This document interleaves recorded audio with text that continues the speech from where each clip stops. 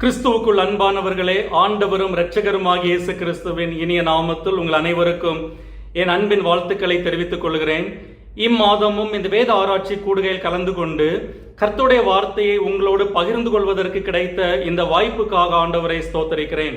கடந்த முறை நாம் அப்போஸ்தலருடைய நடபடிகள் 3ஆம் அதிகாரம் 12 26 வசனங்களிலிருந்து நற்செய்தி அறிவிக்கும் போது நாம் கடைபிடிக்க வேண்டிய சில முக்கிய பாடங்களை கற்றுக்கொண்டோம். ஒன்று, நற்செய்தியை அறிவிக்க அதை கேட்பவர்களின் பண்பாட்டு ஆன்மீக பின்னணியை கருத்தில் கொண்டு அவர்கள் புரிந்து கொள்ளுகிற மொழியில் நற்செய்தி அறிவிக்க வேண்டும். 2, கர்த்தராகிய இயேசு கிறிஸ்துவை பிரசங்கிக்க வேண்டும். 3, பாவத்தின் உண்மை நிலையையும் அதனால் ஏற்படும் விளைவுகளையும் கண்டிப்புடன் சுட்டிக்காட்டி மக்கள் கர்த்தரை தேட வேண்டிய அவசியத்தை உணர்த்த வேண்டும். 4, மனம் திரும்புகிறவர்களுக்கு நாம் கர்த்தருடைய கிருபையை வழங்க வேண்டும் என்று 4 பாடங்களை கற்றுக்கொண்டோம். இன்று அதன் தொடர்ச்சியான அப்போஸ்தலர் 4ஆம் அதிகாரம் முதல் 7 வசனங்களை நம்முடைய சிந்தனைக்காக எடுத்துக்கொள்வோம். இந்த வசனங்களில் பிறவியிலேயே முடமான மனிதனை குணப்படுத்தின குற்றத்திற்காக பேதுருவும் யோவானும் ஆலோசனை சங்கத்துக்கு முன்பாக விசாரணைக்காக நிறுத்தப்படுவதை பார்க்கிறோம். ஆதி திருச்சபை சந்தித்த துன்புறுத்துதலின் துவக்கத்தை இந்த வசனங்களில் நாம் பார்க்கிறோம். திருச்சபை ஆரம்பித்த காலகட்டத்தில் சில காலம் சமாதானமாகவும் அமைதலாகவும் விசுவாசிகள் ஆண்டவரை ஆராதித்துக் கொண்டிருந்தார்கள். ஆனால் மிக விரைவிலேயே சபை துன்புறுத்தப்படுவதை நாம் பார்க்கிறோம். அப்போஸ்தலர் 3ஆம் அதிகாரத்தில் பேதுரு பிரசங்கித்துக் கொண்டிருக்கும் போதே பேதுருவின் பிரசங்கம் நிறுத்தப்பட்டு அவரை கைது செய்தார்கள் என்று 4ஆம் அதிகாரம் முதல் 2 வசனங்களில் பார்க்கிறோம். அமைதியாய் ஆண்டவரை ஆராதித்துக் கொண்டிருந்த விசுவாசிகள் முதன் முறையாக கிறிஸ்தவ எதிர்ப்பாளர்களின் எதிர்ப்பை சந்திக்கிறார்கள். இந்த முதல் எதிர்ப்பு புறஜாதிகளிடத்திலிருந்தோ அல்லது ரோமா அதிகாரிகளிடத்திலிருந்தோ வரவில்லை, தங்கள் சொந்த ஜனமான யூத தலைவர்களிடத்திலிருந்து வந்தது. அப்போஸ்தலர் 4ஆம் அதிகாரத்தில் பேதுருவும் யோவானும் ஆதி விசுவாசிகளும் இந்த எதிர்ப்பை எப்படி கையாண்டார்கள், எப்படி சமாளித்தார்கள் என்று பார்க்கிறோம். கிறிஸ்துவின் விசுவாசத்திற்காக நாம் தண்டிக்கப்படும் போது அல்லது துன்புறுத்தப்படும் போது நாம் எப்படி நடந்து கொள்ள வேண்டும், எப்படி பதில் செய்ய வேண்டும் என்று இந்த அதிகாரத்தில் நாம் கற்றுக்கொள்கிறோம். எதிர்ப்புகள் துன்பங்களின் மத்தியில் நாம் எப்படி ஆண்டவருக்கு ஊழியம் செய்ய முடியும் என்று கற்றுக்கொள்ள இதில் நிறைய பாடங்கள் இருக்கிறது. அதில் 3 முக்கியமான பாடங்களை இன்று கற்றுக்கொள்வோம். ஒன்று, நாம் கற்றுக்கொள்ளுகிற முதல் பாடம், நாம் துன்புறுத்தப்படும் போது அதிர்ச்சி அடையக்கூடாது, ஆச்சரியப்படக்கூடாது. Do not be surprised when you are persecuted. 1-3 வசனங்கள், 1-3 வசனங்களை நான் உங்களுக்கு வாசிக்கிறேன். அவர்கள் ஜனங்களுடனே பேசிக் கொண்டிருக்கையில் ஆசாரியர்களும் தேவாலயத்து சேனை தலைவனும் சதுசேயரும் அவர்களிடத்தில் வந்து அவர்கள் ஜனங்களுக்கு உபதேசிக்கிறதினாலும் இயேசுவை முன்னிட்டு மரித்தோரிலிருந்து உயிர்த்தெழுதலை பிரசங்கிக்கிறதினாலும் சினம் கொண்டு அவர்களை பிடித்து சாயங்காலமாயிருந்தபடியினால் மறுநாள் வரைக்கும் காவலில் வைத்தார்கள். அப்போஸ்தலர் நடபடிகளில் நமக்கு சொல்லப்பட்ட விசுவாசத்திற்கான முதல் எதிர்ப்பு இது. இந்த எதிர்ப்பு யூதர்களின் ஒரு பிரிவான சதுசேயரிடத்திலிருந்தும் அவர்களை சார்ந்தவரிடத்திலிருந்தும் வந்தது. சதுசேயர்கள் யார், அவர்கள் ஏன் அப்போஸ்தலர்களின் பிரசங்கத்தை எதிர்த்தார்கள் என்று இந்த பாடத்தின் பின்னால் பார்ப்போம். ஆனால் இங்கு நமக்கு இருக்கிற பாடம், இந்த திடீர் எதிர்ப்பு நமக்கு ஆச்சரியமாக இருக்கக்கூடாது. காரணம், துன்புறுத்தல் வரப்போகிறது என்று இயேசு சீஷர்களுக்கு முன்கூட்டியே எச்சரித்திருந்தார். தேவகுமாரனாகிய இயேசுவையும் அவருடைய போதனைகளையுமே மக்கள் நிராகரித்தால் அப்போஸ்தலர்களின் போதனைகளை மக்கள் நிராகரிக்க மாட்டார்களா? இயேசு சொன்னது போல, பச்சை மரத்துக்கு இவைகளை செய்தால் பட்ட மரத்துக்கு என்ன செய்ய மாட்டார்கள்? வீட்டஜமானையே பெல்சபூல் என்று சொன்னார்களானால் அவன் வீட்டாரை அப்படி சொல்வது அதிக நிச்சயம் அல்லவா? இயேசு சீஷர்களிடம், என் நாமத்து நிமித்தம் அவர்கள் உங்களை பிடித்து ஜெப ஆலயங்களுக்கும் சிறைச்சாலைகளுக்கும் ஒப்புக் கொடுத்து உங்களை இழுத்து துன்பப்படுத்துவார்கள், என் நாமத்து நிமித்தம் எல்லாராலும் பகைக்கப்படுவீர்கள் என்று எச்சரித்தார். குறிப்பாக யோவான் 15ஆம் அதிகாரம் 18-20 வசனங்களில் இயேசு சீஷர்களிடத்தில், உலகம் உங்களை பகைத்தால் அது உங்களை பகைக்கிறதற்கு முன்னே என்னை பகைத்ததென்று அறியுங்கள். நீங்கள் உலகத்தாராய் இருந்தால் உலகம் தன்னுடையதை சிநேகித்திருக்கும். நீங்கள் உலகத்தாராய் இராதபடியினாலும் நான் உங்களை உலகத்திலிருந்து தெரிந்து கொண்டபடியினாலும் உலகம் உங்களை பகைக்கிறது. ஊழியக்காரன் தன் எஜமானிலும் பெரியவன் அல்லவென்று நான் உங்களுக்கு சொன்ன வார்த்தையை நினைத்துக் கொள்ளுங்கள். அவர்கள் என்னை துன்பப்படுத்தினதுண்டானால் உங்களையும் துன்பப்படுத்துவார்கள் என்று ஏற்கனவே எச்சரித்திருக்கிறார். இதையே பவுலும் தன்னுடைய நிருபங்களை நினைவுபடுத்துகிறார். கிறிஸ்து இயேசுவுக்குள் தேவ பக்தியாய் நடக்க மனதாயிருக்கிற யாவரும் துன்பப்படுவார்கள் என்று பவுல் தீமோத்தேயுக்கு சொன்னார். இயேசுவும் அப்போஸ்தலர்களும் உபத்திரவங்கள் வரும்போது நாம் வியப்படைய கூடாது என்று நம்மை எச்சரிக்கிறார்கள். சரி, யாரிடத்திலிருந்து இந்த முதல் உபத்திரவம் வந்தது? 1ஆம் வசனம், ஆசாரியர்களும் தேவாலயத்து சேனை தலைவரும் சதுசேயரும் இந்த கிறிஸ்தவ எதிர்ப்பு குழுவில் இருந்தார்கள் என்று பார்க்கிறோம். இவர்கள் எருசலேமில் இருந்த மார்க்க அரசியல் மற்றும் சமுதாய தலைவர்கள், எருசலேம் பட்டணத்தின் அதிகாரத்துவ பிரதிநிதிகள். அவர்கள்தான் முதலில் விசுவாசிகளை எதிர்த்தார்கள். இந்த ஆசாரியர்கள் என்பது யார் என்று நமக்கு தெரியும். இதே அதிகாரம் 23ஆம் வசனத்தில் பிரதான ஆசாரியர்களும் மூப்பர்களும் எங்களை துன்பப்படுத்தினார்கள் என்று பேதுரு பன்மையில் சொல்லுகிறார். இதிலிருந்து ஆசாரியர்கள் பலர் இந்த கூட்டத்தில் இருந்தார்கள் என்று தெரிகிறது. அதாவது பிரதான ஆசாரியர்களும் தேவாலயத்தில் பணிவிடை செய்கிற மற்ற ஆசாரியர்களும் இந்த எதிர்ப்பு குழுவில் இருந்திருக்க வேண்டும். அதே போல தேவாலயத்து சேனை தலைவன் என்பது தேவாலய பாதுகாப்பிற்கு பொறுப்பான நபர். பிரதான ஆசாரியனுக்கு அடுத்த நிலை அதிகாரத்தில் இருந்தவன் இந்த தேவாலயத்து சேனை தலைவன். இங்கு 3வது குறிப்பிடப்படுவது சதுசேயர்கள். இவர்கள் மத ரீதியாகவும் அரசியல் ரீதியாகவும் அதிகாரம் பெற்ற ஒரு பிரிவினர். தேவாலயத்தில் செயல்பட்ட ஆலோசனை சங்கத்தில், அதாவது சனகரிப் சங்கத்தில் பெரும்பாலானவர்கள் சதுசேயர்களாயிருந்தார்கள். சதுசேயர்கள் ரோம ஆட்சியாளர்களை பகைக்காமல் அவர்களுக்கு ஒத்துழைப்பு கொடுத்ததால் பெரும் அரசியல் அதிகாரத்தை அவர்கள் தங்கள் வசம் வைத்திருந்தார்கள். சதுசேயர்கள் இயற்கைக்கு அப்பாற்பட்ட எதையும் ஏற்றுக்கொள்வதில்லை. தேவதூதர்கள், உயிர்த்தெழுதல், பரலோகம் போன்ற எதையும் அவர்கள் ஏற்றுக்கொள்ளவில்லை. எனவேதான் இயேசுவும் அப்போஸ்தலர்களும் எங்கெல்லாம் உயிர்த்தெழுதலை பிரசங்கித்தார்களோ அங்கெல்லாம் சதுசேயர்கள் இயேசுவையும் அப்போஸ்தலர்களையும் எதிர்த்தார்கள். அப்போஸ்தலர்களுடைய ஆரம்ப கால பிரசங்கங்கள் உயிர்த்தெழுதலை மையமாக கொண்டிருந்ததால் அவர்கள் சதுசேயரின் தீவிர எதிர்ப்புக்கு ஆளானார்கள். பிசாசானவன் சபைக்கு உபத்திரவம் கொடுக்க தொடங்கிய போது அவன் முதலில் பயன்படுத்திய குழுவே அதிகாரம் மிக்க குழுவாயிருந்தது. ஆசாரியர்கள், தேவாலயத்து சேனை தலைவன், சதுசேயர்கள், இவர்கள்தான் முதலாக விசுவாசிகளை எதிர்த்தவர்கள். உபத்திரவம் யாரிடத்திலிருந்தும் வரலாம்.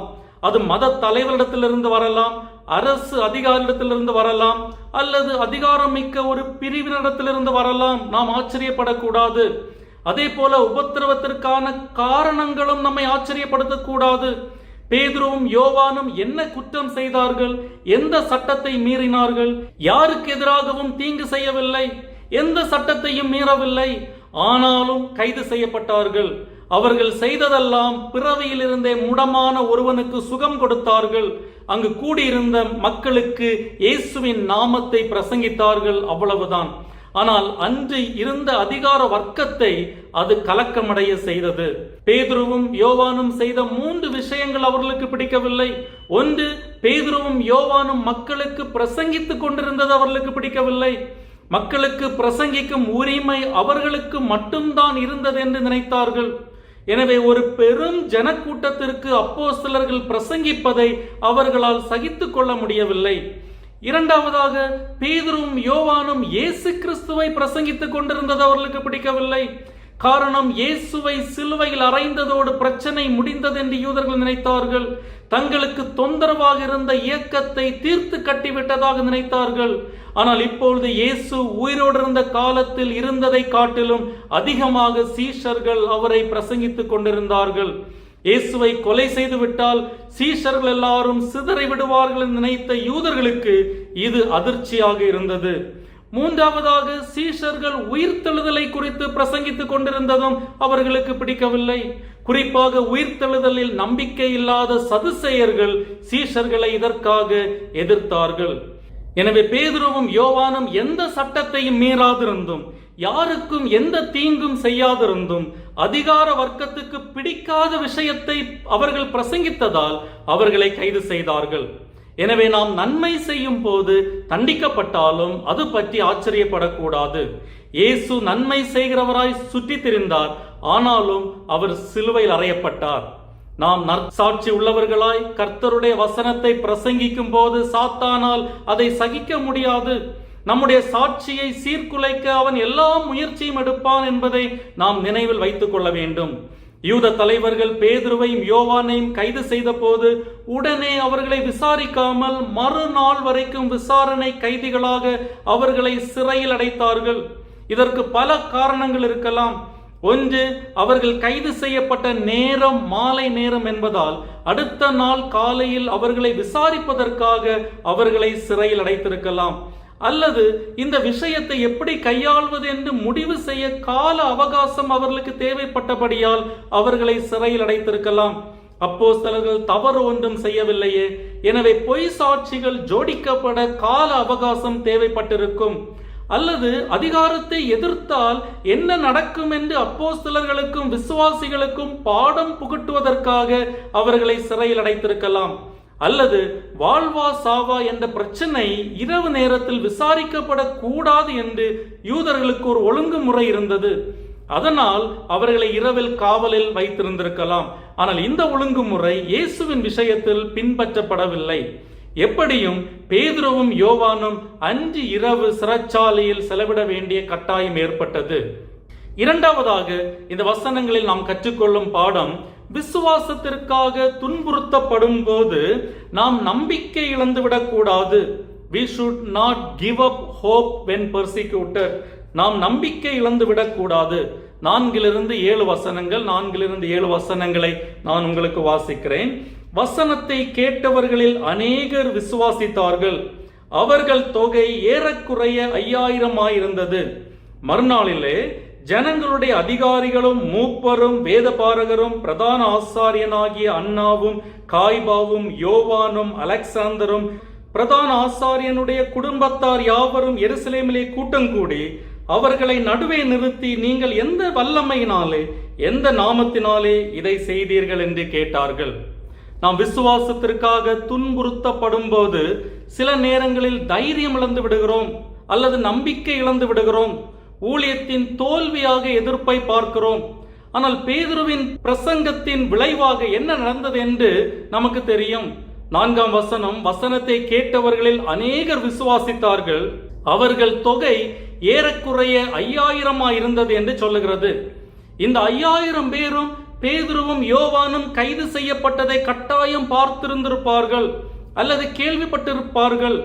ஆனால் அது அவர்கள் கிறிஸ்துவை விசுவாசிப்பதை தடுத்து நிறுத்தவில்லை.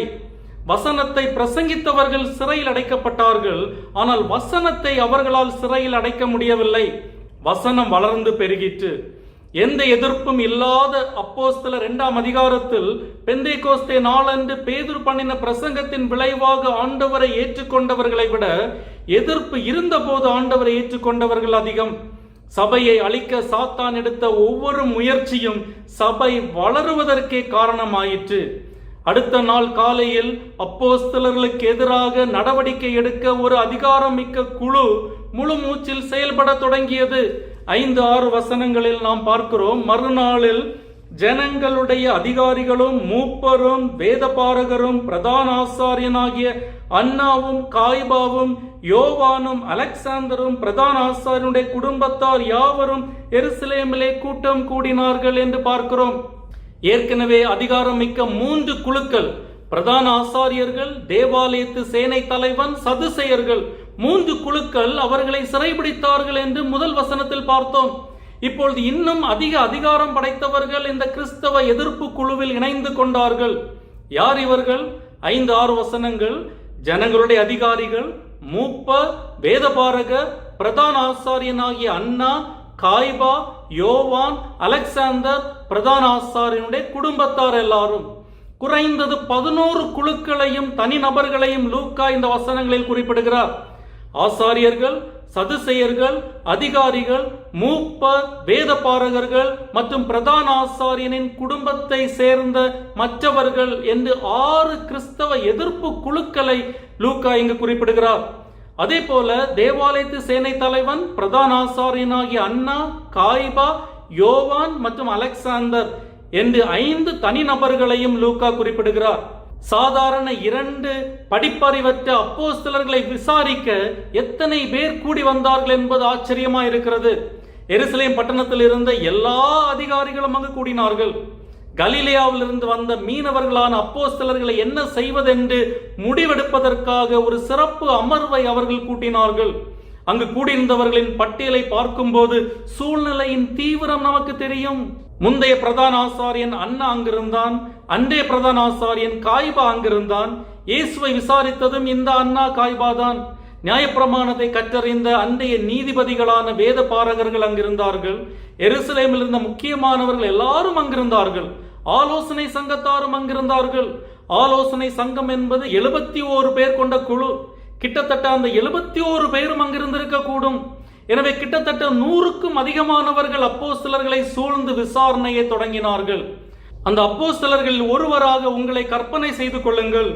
100க்கும் அதிகமான அதிகாரிகள் கோபத்தோடு முறைத்து கொண்டு உங்களை சுற்றி உட்கார்ந்திருக்கிறார்கள். சுற்றும் முற்றும் பார்த்தால் உங்களுக்கு ஆதரவாக பேசக்கூடிய ஒருவர் கூட அங்கு இல்லை. இயேசுவை சிலுவையில் அறைய ஒப்புக் கொடுத்த இதே அதிகாரிகள் உங்களையும் தீர்த்து கட்ட வகை தேடிக் கொண்டிருக்கிறார்கள். எப்படி இருக்கும் அந்த உணர்வு? கண்டிப்பாக பயப்பட்டு இருப்போம் இல்லையா? நாட்டின் அதிகாரமிக்க இந்த அதிகாரிகளுக்கு முன்பாக அழைக்கப்பட்ட பேதுரு அல்லது யோவானாக நாம் இருந்திருந்தால் இதை ஒரு அடக்குமுறையாக பார்த்து பயந்திருப்போம். அங்கிருந்து எப்படி தப்பிப்பது என்று யோசித்திருப்போம். ஆனால் பேதுருவும் யோவானும் என்ன செய்தார்கள் தெரியுமா? அந்த அடக்குமுறை சூழலை நாட்டின் அதிகாரமிக்க தலைவர்களுக்கு சுவிசேஷத்தை பிரசங்கிக்க தேவன் கொடுத்த பொன்னான வாய்ப்பாக பார்த்தார்கள். இதைத்தான் இயேசுவும் சீஷர்களுக்கு சொன்னார். லூக்கா 21 அதிகாரம் 12, 13 வசனங்களில், என் நாமத்து நிமித்தம் அவர்கள் உங்களை பிடித்து ஜெப ஆலயங்களுக்கும் சிறைச்சாலைகளுக்கும் ஒப்புக் கொடுத்து ராஜாக்கள் முன்பாகவும் அதிபதிகள் முன்பாகவும் உங்களை இழுத்து துன்பப்படுத்துவார்கள். ஆனாலும் அது உங்களுக்கு சாட்சியாவதற்கு ஏதுவாயிருக்கும். எனக்கு சான்று பகர இவை உங்களுக்கு வாய்ப்பளிக்கும் என்று உபத்திரவங்கள் கிறிஸ்துவை சாட்சி பகருவதற்கான சந்தர்ப்பங்கள் என்று இயேசு சீஷர்களுக்கு ஏற்கனவே சொல்லியிருந்தார். அப்படி சாட்சி பகருவதற்கு ஒரு வாய்ப்பாக இந்த சூழலை அப்போஸ்தலர்கள் பயன்படுத்தினார்கள்.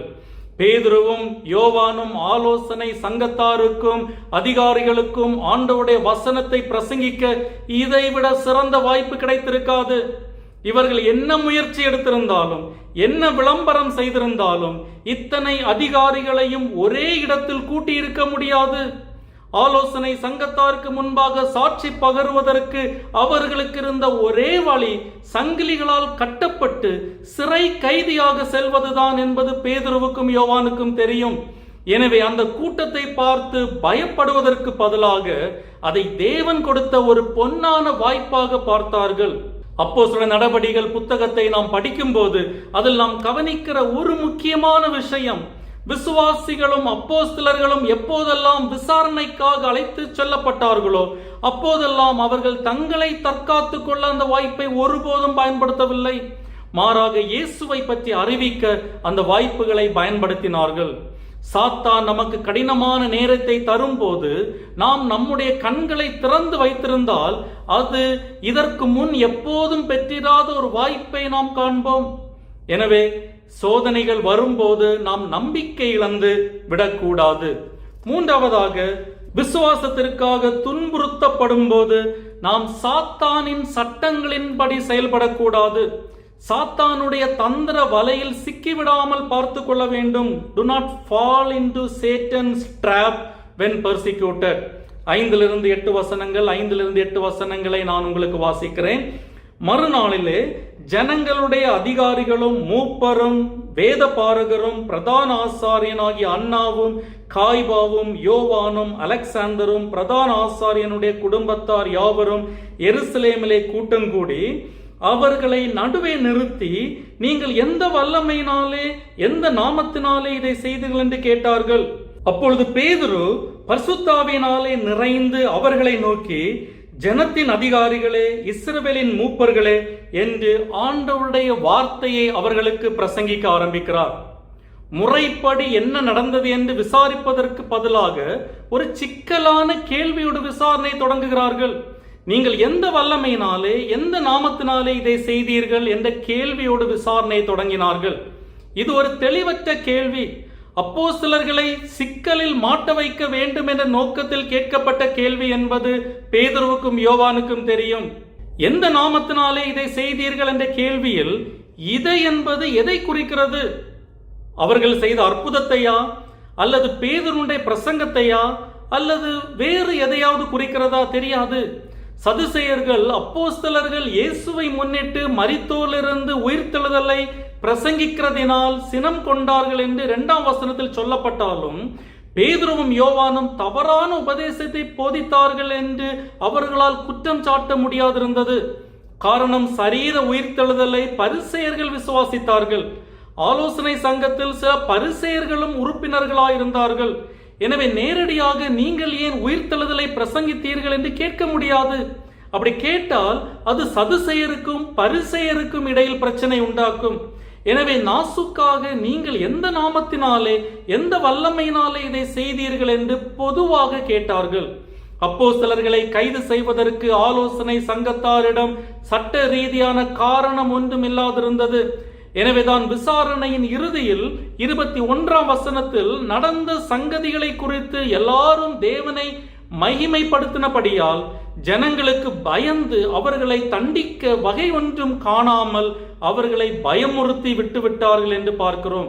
எனவே பேதுருவும் யோவானும் ஏதாவது வாய் தவறி தவறான வார்த்தையை சொல்லி மாட்டிக்கொள்ள மாட்டார்களா என்ற நோக்கத்தில் இந்த கேள்வி கேட்கப்பட்டது. இயேசு விசாரிக்கப்படும் போதும் இதே தந்திரத்தை தான் ஆலோசனை சங்கத்தார் பயன்படுத்தினார்கள். எப்படியாவது ஒரு தவறான வார்த்தை வாயிலிருந்து வந்துவிடாதா என்று பார்த்து கொண்டிருந்தார்கள். நீங்கள் எந்த வல்லமையினாலே இதை செய்தீர்கள் என்ற கேள்வியில் 3 சிக்கல்கள் இருந்தது. முதலாவது, நீங்கள் எந்த வல்லமையினாலே இதை செய்தீர்கள் என்ற கேள்வியில் வல்லமை என்ற வார்த்தை அற்புதங்கள் என்று பொருள்படும் கிரேக்க வார்த்தையான டைனமாய் என்ற வார்த்தையின் மொழிபெயர்ப்பு ஆகும். இதை அற்புத வல்லமை என்று மொழிபெயர்க்க முடியும். மோசேயின் பிரமாணத்தின்படி மந்திரவாதம் மரணத்துக்கு ஏதுவான குற்றம். முடமான மனிதனை குணமாக்கின விஷயத்தில் அப்போஸ்தலர்கள் மந்திரவாதம் செய்ததாக அவர்களை குற்றப்படுத்த முடியுமா என்று பார்த்தார்கள். எனவே எந்த வல்லமையினாலே இதை செய்தீர்கள் என்ற கேள்வி கேட்கப்பட்டது. அடுத்து, ஆலோசனை சங்கத்தார் எந்த நாமத்தினாலே இதை செய்தீர்கள் என்று கேட்டார்கள். நாமம் என்பது அதிகாரம் என்ற பொருளில் இங்கு பயன்படுத்தப்பட்டுள்ளது. இயேசு சிலுவையில் அறையப்படுவதற்கு சில நாட்களுக்கு முன்னதாக இதே அதிகாரிகள் இயேசுவிடம் வந்து, நீர் எந்த அதிகாரத்தினால் இவைகளை செய்கிறீர்? இந்த அதிகாரத்தை உமக்கு கொடுத்தவர் யார் என்று கேட்டார்கள். இப்பொழுது அவர்கள் அதே கேள்வியை அப்போஸ்தலரிடம் கேட்டார்கள். எந்த அதிகாரத்தினால் இதை செய்தீர்கள்? நாங்கள் தான் அதிகாரத்தில் உள்ளவர்கள், எங்களை மிஞ்சின அதிகாரம் ஒன்றும் இல்லை என்ற தோரணையில் இந்த கேள்வியை வைத்தார்கள். இந்த கேள்வியில் இருந்த 3வது சிக்கல் நுட்பமானது. இதை ஆங்கில மொழிபெயர்ப்புகளிலும் தமிழிலும் சரியாக கவனிக்க முடியாது.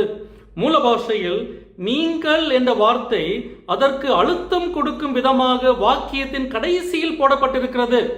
கிரேக்க மொழி இலக்கணத்தில் ஒரு வார்த்தைக்கு அழுத்தம் கொடுக்க அதை ஒன்று முதலில் போடுவார்கள் அல்லது கடைசியில் போடுவார்கள். அப்படி வேண்டுமென்றே கடைசியில் போடப்பட்ட வார்த்தை அழுத்தத்துடன் வாசிக்க வேண்டும் என்பது விதி. எனவே இந்த வசனத்தை வாசிக்கும் போது நீங்கள் என்ற வார்த்தையை அழுத்தமாக வாசிக்க வேண்டும். நீங்கள் எந்த வல்லமையினாலே எந்த நாமத்தினாலே இதை செய்தீர்கள்? ஆசாரியர்கள் மற்றும் சதுசேயர்களின் மனதில் ஆலய வளாகம் அவர்களுடைய இடம். அவர்களுடைய அனுமதி இல்லாமல் அங்கு பிரசங்கிக்க யாருக்கும் அதிகாரம் கிடையாது. ஆலயத்தில் என்ன நடக்க வேண்டும் என்று முடிவெடுப்பதில் இவர்கள் ஏகபோக உரிமை கொண்டாடினார்கள். எங்களுக்கும் எங்கள் அதிகாரத்துக்கும் சவால் விடுகிறீர்களோ என்ற தொனியில் இந்த கேள்வி கேட்கப்பட்டது. அப்போஸ்தலர்கள் படிப்பறிவற்றவர்கள் என்றும் பேதமை உள்ளவர்கள் என்றும் அவர்கள் கருதினார்கள் என்று 13ஆம் வசனத்தில் பார்க்கிறோம். பேதுருவும் யோவானும் பேசுகிற தைரியத்தை அவர்கள் கண்டு அவர்கள் படிப்பறியாதவர்கள் என்றும் பேதமை உள்ளவர்கள் என்றும் அறிந்தபடியால் ஆச்சரியப்பட்டார்கள். பேதுருவையும் யோவானையும் பார்த்து அவர்கள் கேட்ட கேள்வியில் ஒரு பரிகாசம் தெரிகிறது. எனவே இந்த கேள்விகள் அப்போஸ்தலர்களின் கோபத்தை தூண்டுவதாக வடிவமைக்கப்பட்டிருந்தது. சாத்தான் உங்களுக்கு கடினமான நேரத்தை கொடுக்கும் போது அவனுடைய சட்டங்களின்படி நீங்கள் செயல்பட வேண்டும் என்று அவன் விரும்புகிறான். அவனைப் போலவே நீங்கள் பதிலளிக்க வேண்டும் என்று அவன் விரும்புவான். நீங்கள் தீமைக்கு தீமை செய்யும்படி அவன் உங்களை தூண்டுவான். அவனுடைய சட்டங்களின்படி செயல்படுவதற்கு அவன் உங்களை உட்படுத்தி விட்டால் பந்தயத்தில் அவன் ஜெயித்து விட்டான் என்று அர்த்தம். ஒருவேளை நீங்களோ அல்லது நானோ அங்கு நின்றிருந்தால் நம்முடைய உணர்வுகள் கடுமையாக தாக்கப்பட்டு காயப்பட்டிருக்கும். அநேகமாக நாம் ஆலோசனை சங்கத்தாரின் கைப்பாவை ஆகி நம்முடைய பதிலில் கோபம் எகிரி இருக்கும். நம்மை தற்காத்து கொள்ளும் நோக்கத்தில் அவர்களை சாடி இருப்போம். ஆனால் பேதுரு எப்படி பதிலளிக்கிறார் என்று கவனியுங்கள். 8ஆம் வசனத்தில், அப்பொழுது பேதுரு ஜனத்தின் அதிகாரிகளே, மூப்பர்களே என்று மிகுந்த மரியாதையோடு அவர்களை அழைக்கிறார். பேதுரு தன் தற்காப்பு வாதத்தை தொடங்கும் போது எந்த காழ்ப்புணர்ச்சியும் இல்லாமல் பணிவோடு தொடங்கினார். எந்த விதத்திலும் அவர்களை குற்றப்படுத்துவதற்கான எந்த வாய்ப்பும் கொடுக்கவில்லை.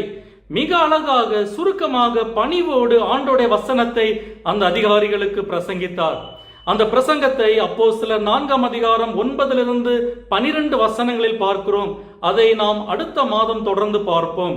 ஆனால் இன்று நாம் கற்றுக்கொண்ட இந்த வசனங்களிலிருந்து நாம் ஒவ்வொருவரும் நம்மையே சுய பரிசோதனை செய்து கொள்ள நிதானிப்போம். நாம் துன்புறுத்தப்படும் போது அதிர்ச்சி அடையக்கூடாது. காரணம், துன்புறுத்தல் வரும் என்று இயேசு ஏற்கனவே நம்மை எச்சரித்திருக்கிறார். அதே போல விசுவாசத்திற்காக துன்புறுத்தப்படும் போது நாம் நம்பிக்கை இழந்து விடக்கூடாது. காரணம், கிறிஸ்துவை பறைசாற்ற அது நமக்கு வாய்ப்பாக இருக்கக்கூடும். விசுவாசத்திற்காக துன்புறுத்தப்படும் போது நாம் சாத்தானின் சட்டங்களின்படி செயல்படக்கூடாது.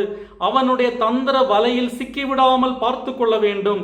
காரணம், நம்மை அவனுடைய வலையில் சிக்க வைத்து விட்டால் அவன் பந்தயத்தில் ஜெயித்து விட்டான் என்று ஆகிவிடும். எனவே துன்புறுத்தல்கள் வரும்போது சோர்ந்து போகாதபடி கர்த்தருக்காக விசுவாசத்தில் நிலைத்திருக்க வல்லவர்களாயிருப்போம். ஆண்டவர் நம்மை ஆசீர்வதிப்பாராக.